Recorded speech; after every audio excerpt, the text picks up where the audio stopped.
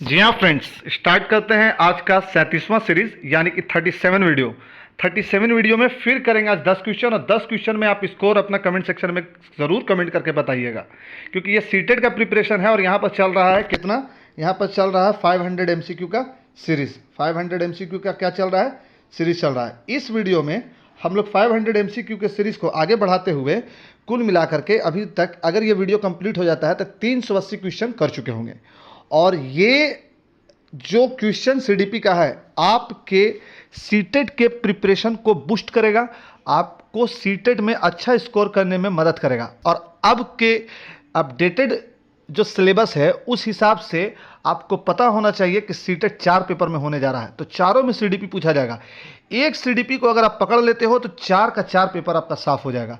इसलिए आप सीडीपी को बहुत स्ट्रांग पकड़ो, बहुत अच्छे से पकड़ो, क्योंकि चारों पेपर में कम से कम 50% तो फिर से सीडीपी पूछा जाएगा। तो स्टार्ट करते हैं आज का वीडियो। और आज के क्लास को स्टार्ट करने से पहले वेलकम करते हैं आप सभी का आपके अपने यूट्यूब चैनल सार अकेडमी पर। अच्छा लगेगा वीडियो तो लाइक शेयर और सब्सक्राइब करना नहीं भूलिएगा। Thanks for watching. देखिए यहाँ पर पियाजे के अनुसार 2 से 7 वर्ष के बीच का एक बच्चा संज्ञानात्मक विकास की अवस्था में होता है।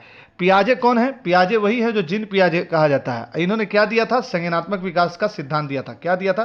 संज्ञानात्मक विकास का सिद्धांत किसने दिया है? पियाजे ने दिया है। तो पियाजे के अनुसार थोड़ा स्पीड में करेंगे। 2 से 7 वर्ष के बीच का एक बच्चा संज्ञानात्मक विकास के किस दर पर है? संवेदी गामक होगा नहीं, क्योंकि यह जन्म के वक्त होता है। औपचारिक संक्रियात्मक होगा नहीं, क्योंकि यह 7 साल के बाद होता है। अमूर्त, हाँ, बल्कि 11 साल के बाद होता है। मूर्त संक्रियात्मक होगा नहीं, क्योंकि यह 7 साल के बाद होता है। तो ये तीनों तो कट गया, बच गया कौन? पूर्व संक्रियात्मक। तो पूर्व संक्रियात्मक प्री कन्वेंशनल स्टेज में होता है 2 से 7 साल का बच्चा, किसके अनुसार? पियाजे के अनुसार। पियाजे कौन? जीन पियाजे। क्या दिया? संज्ञानात्मक विकास का सिद्धांत दिया। वाइगस्की जो है आपको सामाजिक सांस्कृतिक सिद्धांत दिया। पियाजे को क्या दिया है? संज्ञानात्मक विकास का सिद्धांत। आइए नेक्स्ट क्वेश्चन। विकास खाली जगह से खाली जगह की ओर बढ़ता है। विकास कि कहाँ से कहाँ की ओर बढ़ता है? क्या साधारण से आसान की ओर बढ़ता है, सामान्य से विशिष्ट की ओर बढ़ता है, जटिल से कठिन की ओर बढ़ता है, या विशिष्ट से समान की ओर बढ़ता है? देखिए, हम इससे पहले भी कई वीडियो में आप सभी को बता चुके हैं कि सबसे पहले आप ऑप्शन को काटना स्टार्ट कीजिए, क्योंकि आप मल्टीपल चॉइस क्वेश्चन आप कर रहे हो और सीडीपी में चारों का चारों ऑप्शन ही सही होता है, लेकिन जो सबसे सही होता है उसको लगाते हैं। मोस्ट अप्रोप्रिएट को आप टिक लगाइएगा। तो पहले काटिए। जटिल टू कठिन कभी, जटिल से कठिन कभी होगा नहीं, क्योंकि जटिल और कठिन दोनों का मीनिंग एक ही होता है। तो ये तो आप तुरंत काट दो। विशिष्ट से सामान्य की ओर होता नहीं है, क्योंकि आप कभी भी बच्चे को जब पढ़ाइएगा, मान लिया पढ़ा रहे हैं, तो पढ़ाने के दौरान आप पहले सामान्य चीज़ बताइएगा। मान लिया आपको टेबल सिखाना है, तो टेबल सिखाने से पहले आप काउंटिंग सिखाइएगा। ऐसा नहीं कि पहले टेबल सिखा दीजिएगा फिर काउंटिंग सिखाएगा। विशिष्ट पहले टेबल हो गया, बाद में सामान्य सब चीज़ काउंटिंग सिखाएगा, ऐसा नहीं, बल्कि पहले सामान्य सिखाएगा काउंटिंग, फिर सिखाइएगा क्या? विशिष्ट। तो यहाँ पर डी भी गलत हो गया, डी भी गलत हो गया। अगर आपको मल्टीप्लाई सिखाना है तो पहले ऐड सिखाना होगा, तब जाकर के आप मल्टीप्लाई सिखाइएगा। जैसे मान लिया कि आपको 2 × 4 सिखाना है, तो जिस बच्चे को 2 + 2 + 2 + 2 = 8 आता होगा, वही 2 × 4 को 8 सीखेगा। तो पहले आप 2 + 2 सिखाइएगा, यानी कि सामान्य, तब जाकर के विशिष्ट की ओर सिखाइएगा। तो ये नहीं कि पहले ही विशिष्ट सिखा दिया 2 × 4 = 8, तो ये गलत हो जाएगा। तो 2 × 4 पहले सिखाएगा। तो यहाँ पर डी कट गया, साथ में बी भी कट गया। बच गया कौन? साधारण से आसान। आसान से साधारण और आसान दोनों का मीनिंग एक ही होता है, तो ये भी कट गया। तो नहीं, बी नहीं कटेगा, डी कट गया, सी कट गया और ए कट गया। हम क्या बता रहे हैं? सामान्य से जटिल की ओर, सामान्य से जटिल की ओर। तो सामान्य से जटिल की ओर कौन है? बी है। तो B answer is right. Next देखते हैं। चलिए 13 नंबर का क्वेश्चन। जब वयस्क सहयोग से सामंजस्य कर लेते हैं तो वे बच्चे के वर्तमान स्तर के प्रदर्शन को संभावित क्षमता के स्तर के प्रदर्शन की तरफ प्रगति क्रम को सुगम बनाते हैं। इसे कहा जाता है। चलिए देखिए क्या बोल रहा है कि जब कोई वयस्क सहयोग से सामंजस्य कर लेते हैं, यानी कि आप किसी बच्चे को कुछ सिखा रहे हैं। मान लिया कि आप वयस्क हैं और किसी बच्चे को कुछ सिखा रहे हैं, तो सिखाने के क्रम में अगर मान लिया कि बच्चे को आप काउंटिंग ही सिखा रहे हो, तो काउंटिंग जो है बच्चा 90 तक सीख लिया है और 91 के बाद वो 100 नहीं पहुंच पा रहा है, तो या आप अपने पर एग्जाम्पल ले लो, आपको 90 मार्क्स में पास करना है सीटेट, आपने 89 पर आकर के आप रुक गए, तो यहाँ पर कोई ना कोई सहयोग करेगा आपको 90 करने के लिए, या कोई टीचर होगा, या कोई यूट्यूब पर टीचर होगा, या मेरे जैसा कोई पढ़ाने वाला होगा, सहयोग करेगा। तो ये जो 89 मार्क्स हुआ, ये क्या हुआ, क्या हुआ, तो नियर टू फिनिश हुआ, यानी कि नियर टू सक्सेस हुआ, सक्सेस के नज़दीक हुआ। तो इस अवस्था को क्या कहा जाएगा, संभावित क्षमता के स्तर को क्या कहा जाता है, तो सहयोगात्मक अधिगम कहा जाता है, समीपस्थ विकास का क्षेत्र कहा जाता है, या फिर सहयोग देना कहा जाता है, या फिर सहभागी अधिगम कहा जाता है। चारों में से बताइए, ये होगा, ये होगा, ये होगा, या ये होगा, जल्दी बताइए। 13 का आंसर जल्दी बताइए, 13 का आंसर जल्दी बताइए। आप 89 पर रुक गए तो ये समीपस्थ होगा, लेकिन 89 को आगे कोई बढ़ा रहा है, 90 करवा रहा है। तो 90 जब करवाया तो क्या हुआ, सहयोग दिया। सहयोग किसने दिया, किसी वयस्क ने दिया। तो यहाँ पर जो आंसर सही हो जाएगा वो हो जाएगा सी। और अगर क्वेश्चन ये होता कि निकटतम प्रदर्शन के बाद, है ना, निकटतम प्रदर्शन के बाद आप फेल हो जाते, इस तरह का रहता तो समीपस्थ होता। तो यहाँ पर आंसर हो जाएगा सी, ए नहीं, बी नहीं, डी नहीं, सी। चलिए नेक्स्ट क्वेश्चन। बात समझ रहे हैं, समझ में नहीं आएगा तो कमेंट सेक्शन में कमेंट करके बताइएगा क्वेश्चन नंबर के साथ कि सर इसको अगले क्लास में फिर से समझाइए, हम उसको देखेंगे। नवीन जानकारी को शामिल करने के लिए वर्तमान स्कीमा मतलब स्कीमा नहीं, स्कीमा मतलब स्कीमा दूसरी चीज़ होती है।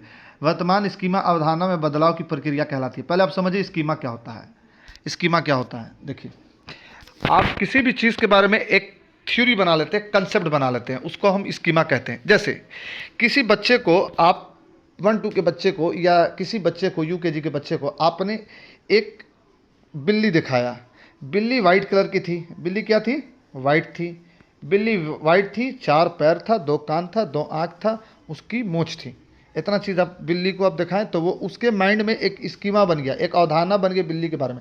बिल्ली के बारे में कंसेप्ट ये बना कि बिल्ली वाइट होती है, मूंछ होती है, और ये 4 पैर होता है, 2 कान होता है, हो गया। बाद में वो जो बच्चा है वो जाता है, कुत्ते को देखता है तो सिमिलर दिखता है, कैट और डॉग दोनों सिमिलर।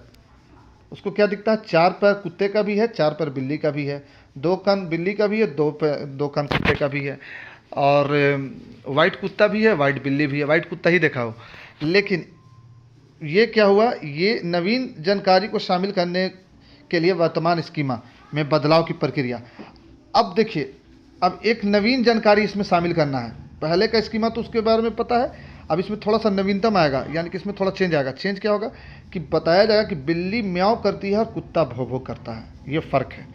तो इसमें पहली बिल्ली वाला ही कंसेप्ट में थोड़ा सा चेंज लाया जाएगा। तो इस चेंज को क्या कहा जाता है, जो स्कीमा बिल्ली के बारे में उसके दिमाग में बना हुआ था, जो अवधारणा, उसमें थोड़ा सा बदलाव करके कुत्ते के बारे में समझाना, ये क्या कहलाता है, ये प्रक्रिया क्या कहलाती है, ये पूरा प्रोसेस क्या कहलाया, जिस प्रोसेस में आपने कहा कि ये बिल्ली म्याऊं करती है, कुत्ता भौ भौ करता है। तो ये जो थोड़ा सा जो बदलाव किया म्याऊं भौ भौ का, बाकी सब तो सिमिलर है, ये प्रक्रिया क्या कहलाया, अहम केंद्री कहलाया, अनुकूलन कहलाया, आत्मसातकरण कहलाया, या समायोजन कहलाया।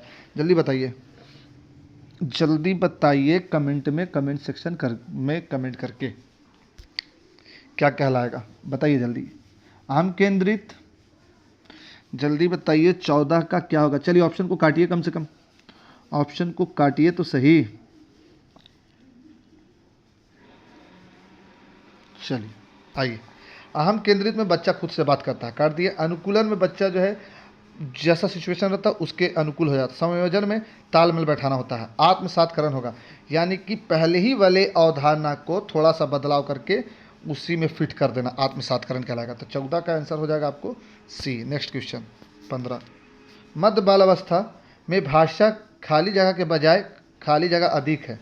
मध्य बाल अवस्था, मिडिल चाइल्डहुड में भाषा जो होता है खाली जगह के अलावा खाली जगह अधिक होता है। क्या होता है, चलिए। परिपक्व, अपरिपक्व, अहम केंद्रित, समाजीकृत। परिपक्व अपरिपक्व होगा नहीं, अहम केंद्रित और समाजीकृत होगा नहीं, क्योंकि बात हो रहा है मिडिल चाइल्डहुड की। तो आप इसमें नहीं कर सकते हैं कुछ। आइए इसका ऑप्शन सी और डी पढ़ते हैं। अब सी और डी में से ही कुछ होगा, समाजीकृत या जीववादी समाजीकृत, ये होगा या ये होगा। कमेंट सेक्शन में कमेंट करके आप ज़रूर बताएं हमें आंसर, बोलिए। समाजीकृत होगा और अहम केंद्रित होगा। मिडिल चाइल्डहुड में जो भाषा होता है वो सोशल ज़्यादा होता है और सेल्फ इंटर्ड ज़्यादा होता है, तो इसलिए यहाँ पर सी आंसर हो जाएगा। 16 बाल केंद्रित शिक्षा में शामिल है वे गतिविधियाँ जिनमें खेल शामिल नहीं होते हैं। आइए, डेंजर सा वर्ड नहीं, जबकि बोल रहा है कि बाल केंद्रित शिक्षा में शामिल करना है, और यहाँ खेल को नहीं शामिल करने की बात कर रही है। बाल केंद्रित शिक्षा में खेल को शामिल करने की बात होनी चाहिए, तो यहाँ पर एक कट गया। अब BCD में से बताइए, आसान कर दिए, कमेंट कीजिए। बच्चों के लिए हस्तपरक गतिविधियां, बच्चों का एक कोने में बैठना, प्रतिबंधित परिवेश में अधिगम। चलिए, एक कोना में बैठना भी काट दीजिए। प्रतिबंधित नहीं, प्रतिबंधित परिवेश में अधिगम नहीं होगा। ऐसा इन्वायरमेंट में लर्निंग जिसमें बहुत सारा रिस्ट्रिक्शन हो, बहुत सारा रूल हो, बहुत सारा नियम कानून हो, तो ये भी डी भी गलत हो गया। आंसर सही क्या होगा?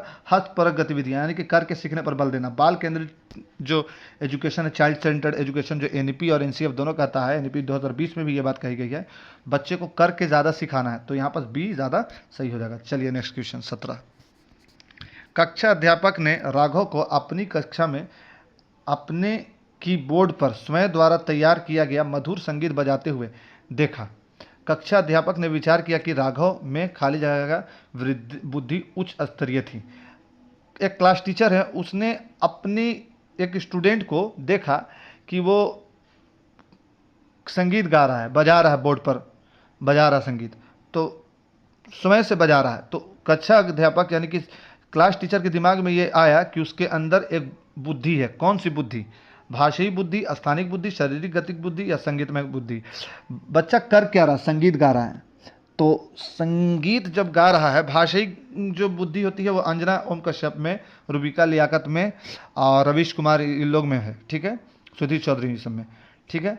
स्थानिक बुद्धि जो बच्चा एक बार देख ले उसको याद रखे, जिससे या फिर सोच के कंस्ट्रक्शन बना ले, आर्किटेक्ट में होता है, यानी कि जो नक्शा उक्शा निकालता है, उन लोग में होता है स्थानिक बुद्धि।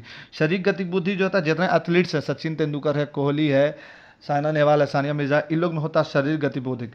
लेकिन यहाँ पर बच्चा गा रहा है तो संगीतमय बुद्धि हो जाएगी। तो यहाँ पर आंसर 17 का क्या हो जाएगा? संगीतमय बुद्धि, ठीक है।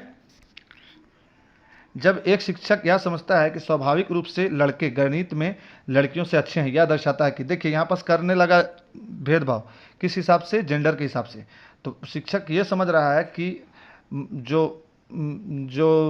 बच्चे हैं स्वाभाविक रूप से, यानी कि ऐसा स्वभाव ही होता है, ऐसा बिहेवियर ही होता है कि लड़कियां जो है लड़के जो हैं लड़कियों से ज़्यादा मजबूत होते हैं गणित में, यानी कि मैथ में लड़के मजबूत होते हैं, लड़कियां कमज़ोर। तो ये टीचर क्या दिखा रहा है? सही दृष्टिकोण वाला टीचर है, नीतिपरक है, लिंग जेंडर पक्षपाती है या शिक्षाप्रद है? देखिए ऐसा कोई पॉलिसी नहीं है जिसमें ऐसा बताइए, तो नीतिपरक होगा नहीं। सही दृष्टिकोण तो है नहीं टीचर का, लड़की को कम आंक रहा है, लड़का को ज़्यादा, गलत हो गया। शिक्षाप्रद है नहीं क्योंकि उसको शिक्षा देने नहीं आ रहा है, जब भी भेदभाव कर रहा तो शिक्षा देने आ नहीं रहा है, ऐसी शिक्षा देने भी नहीं है। डी कट गया, आंसर सही होगा। लिंग जेंडर पक्षपाती है, यानी कि लिंग भेदभाव कर रहा है वो, तो सी आंसर सही होगा। चलिए 19। समावेशिक शिक्षा मानती है कि हमें खाली जगह को खाली जगह के अनुरूप बदलना है। बच्चे को परिवेश के अनुरूप, बच्चे को व्यवस्था के अनुरूप, व्यवस्था को बच्चे के अनुरूप, परिवेश को परिवार के अनुरूप। व्यवस्था को बच्चे के अनुरूप नहीं बदलना है, बल्कि बच्चे को ही सबके अनुरूप बदलना है, यानी कि जो भी होगा, हाँ नहीं, व्यवस्था को बच्चे के अनुरूप। बताइए ABCD चारों में से क्या होगा? बताइए, आंसर दीजिए, कमेंट में कमेंट कीजिए। व्यवस्था मानती है कि हमें व्यवस्था को बच्चे के अनुरूप, नहीं, व्यवस्था बदला नहीं जा सकता है। चलिए बताइए, सी कट गया, अब बताइए 19 का। ए भी नहीं होगा, डी भी नहीं होगा, बच्चे को व्यवस्था के अनुरूप। चलिए बी आंसर सही हो जाएगा, ठीक है। समावेशी शिक्षा में बच्चे को व्यवस्था के अनुरूप, बी। चलिए नेक्स्ट 20 और लास्ट क्वेश्चन। लास्ट क्वेश्चन है, आप लोग से फिर छोटा सा रिक्वेस्ट है, कमेंट जरूर किया कीजिए, स्कोर जरूर बताया कीजिए। पिछले बार 2 कमेंट आया था और 2 कमेंट के लिए आप लोग को थैंक यू बोलते हैं। आप लोग ऐसे कमेंट करते रहो, शेयर कर दो जितना हो सके ज़्यादा। 500 क्वेश्चन है इसमें। बच्चे में ज्ञान की रचना करने और अर्थ का निर्माण करने की क्षमता होती है। इस परिप्रेक्ष्य में एक शिक्षक की भूमिका है, निदेशक की, तालमेल बैठाने वाले की, संप्रेषक और व्याख्या की या सुगमकर्ता की। बच्चे में ज्ञान की रचना, यानी कि बच्चे के अंदर खुद एक एबिलिटी होती है जिसमें वो ज्ञान का निर्माण कर सके, रचना कर सके, अर्थ का निर्माण कर सके। तो इस परिप्रेक्ष्य में शिक्षक की क्या भूमिका होनी चाहिए? शिक्षक सिर्फ निर्देश देगा, तालमेल बैठाने वाला टीचर होगा, संप्रेषक और व्याख्याता की बात हटा दीजिए क्योंकि आप जो है CDP व्याख्या पर ध्यान नहीं देता। सुगमकर्ता हो सकता है। A, B और D में बताइए क्या होगा? व्याख्याता तो हम काट दिए शुरू में ही, आप व्याख्याता नहीं होगा। चलिए ए बी और ए बी भी काट दीजिए, सुगम करता। बच्चा जो है, टीचर जो है फैसिलिटेटर होता है, फैसिलिटेटर होता है टीचर। टीचर को सिर्फ सुगम बनाना है पढ़ाई को, तो इस हिसाब से टीचर जो है सुगम करता होता है। तो ये आज का 10 क्वेश्चन कंप्लीट हुआ। 10 क्वेश्चन के साथ ही लगभग जो है 380 क्वेश्चन कंप्लीट हो गया। छोटा सा रिक्वेस्ट यही है कि अगर प्लेलिस्ट अच्छा लग रहा हो तो शेयर कर दो, वीडियो अच्छा लगा हो तो सब्सक्राइब कर दो, वीडियो अच्छा लगा हो तो लाइक कर दो। देख लाते हैं कुछ आप लोग को, थोड़ा सा रुकिए। तो जी हाँ फ्रेंड्स, यहाँ से काउंटिंग कीजिए, 1 2 3 4 5 6 7 8 9 10 11 12 13 14 15 16 17 18 19 20 21 22 23 24 25 26 27 28 29 29 30 31 32 33 34 35 36, कुल मिला करके 36 वीडियो, 360 क्वेश्चन। और अभी जो वीडियो अपलोड होगा ये वाला, इसमें हो जाएगा 370 क्वेश्चन। इतना मेहनत करते हैं और आप लोग सब्सक्राइब और लाइक शेयर सब्सक्राइब नहीं करते हो। प्लीज़ थोड़ा सा सपोर्ट कर दो भाई। चैनल छोटा है मालूम है, व्यू कम आता है मालूम है, इस वजह से आप लोग नहीं देखते हो। आप लोग सपोर्ट करोगे तब तो बढ़ेगा। तो thanks for watching this video. फिर मिलेंगे अगले 38 वीडियो में। तब तक के लिए thanks for watching this video. Visit again.